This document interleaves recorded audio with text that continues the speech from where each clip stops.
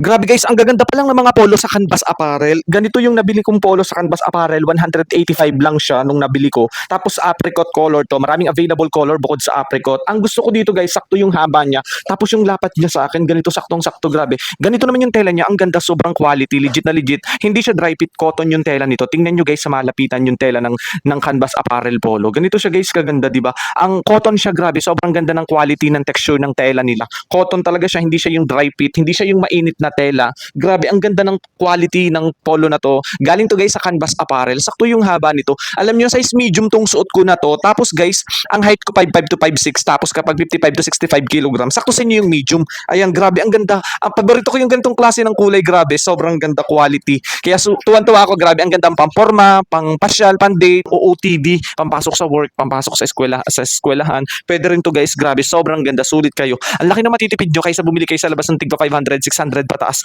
Pero to guys, halagang 185, ganito na kaganda yung polo nyo. Grabe, sobrang ganda, legit na legit. Kaya kung ako sa inyo guys, go check out na.